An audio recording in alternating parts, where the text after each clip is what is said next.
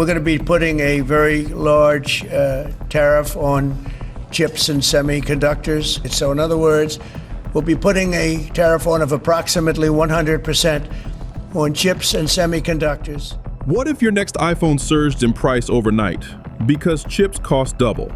A 100% tariff on semiconductors drops like a bombshell. That's not sci-fi. That's President Trump's bold trade move.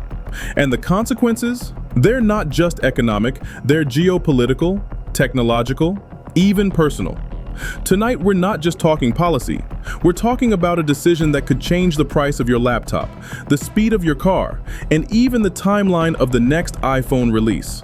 On August 6, 2025, President Trump announced what many are calling the most aggressive tariff proposal of his career, a sweeping 100% import tax on all semiconductors unless they're made in the USA.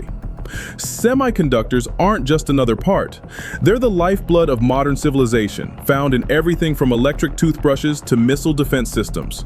So why now? Why chips? And why this drastic? By the end of this video, you'll understand not only what's happening, but why it could rewire the global tech economy and hit your bank account faster than you think. Let's break it down. The stage was classic Trump, dramatic, symbolic, and strategically timed. The Oval Office, Washington, D.C. Date, August 6 through 7, 2025. Standing beside Apple CEO Tim Cook, Trump unveiled the tariff just hours before a wave of retaliatory tariffs were set to kick in globally. This wasn't a press release buried in bureaucracy. It was a statement made in front of the world, from the same desk where military decisions and market-shaking policy have been made. He didn't just propose tariffs, he called out companies, praised others, and drew a sharp red line in the Silicon sand. This wasn't just a policy, it was a performance. In what the White House dubbed Tech Sovereignty Week, Trump framed the tariff as a reward and punishment mechanism. If your company manufactures chips in the US, you're safe. If not, your costs just doubled overnight. Apple, exempt, thanks to its $100 billion US manufacturing initiative. Trump praised Tim Cook personally, calling him a patriot of the private sector. It was clear, Apple was the golden child. Meanwhile, TSMC, Samsung, Nvidia, and SK Hynix, who've already committed to US fabs, found themselves in the preferred column. But others, especially companies relying heavily on Southeast Asian and Taiwanese chip plants, woke up to a harsh new reality: build in America or bleed in tariffs. And here's where it gets wild. Sources say Trump was inspired by a classified economic report suggesting the US could digitally isolate rivals by reshaping chip supply chains. That's not just economics. That's geopolitics with a vengeance. Let's be clear, this isn't coming out of nowhere. This is peak America first, Trump's long-standing economic doctrine, supercharged by the urgency of tech warfare and post-pandemic supply chain shocks. Since 2018, Trump's been hammering the idea that America lost its industrial edge by outsourcing too much too fast. And semiconductors? They're ground zero. 70% plus of chip production is centered in Asia. The US, down to 12%, from 40% in 1990. Trump's logic? If we don't make our own chips, we're not a tech superpower. We're just renters in someone else's empire. The tariff aims to rewire that power dynamic, forcing companies to repatriate their supply chains or pay the price. Critics, however, call it economic brinkmanship. Economists warn of higher inflation, retaliatory tariffs, broken global logistics, legal minefields over executive overreach. But for Trump, it's about legacy. He wants to be remembered as the man who forced Silicon Valley to come home. Let's talk impact. Winners: Apple stock jumped 3% overnight. TSMC surged 5%. Samsung rallied in Seoul. These companies had already begun hedging with US factories. Now they look visionary.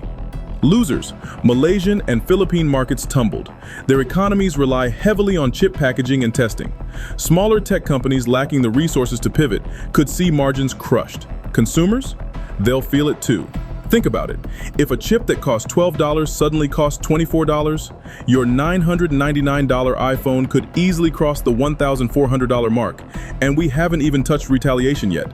China, Japan, and the EU are all reviewing reciprocal tariffs. So yeah, things could get messy. Here's something most headlines missed.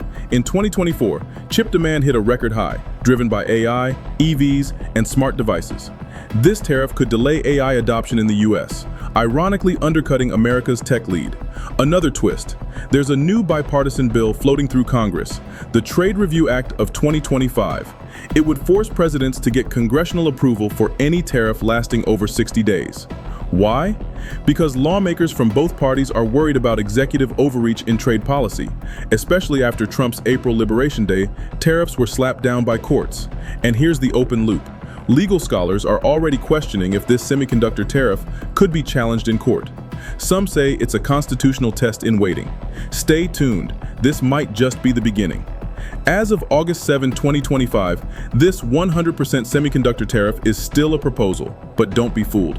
Inside sources suggest executive orders and Federal Register drafts are already in motion. What's next?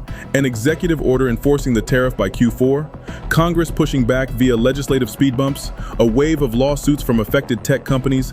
Massive lobbying by the Consumer Tech Association? Meanwhile, construction on U.S. chip fabs is accelerating, and venture capital is flooding into domestic semiconductor startups. Everyone's scrambling, because if this goes live, it's not just a price hike, it's a global reset. This isn't just about chips, it's about the cost of sovereignty in the digital age. If this tariff holds, it could redraw global alliances, cripple offshore manufacturing, and spark an era of tech nationalism unlike anything we've seen. America could emerge stronger, or more isolated. Tech could come home, or costs could spiral. So here's the question: was this the masterstroke that brings back American manufacturing, or a risky bet that could short-circuit the global economy? Drop your take in the comments. Subscribe for more no-fluff breakdowns on tech, politics, and power plays shaping our world.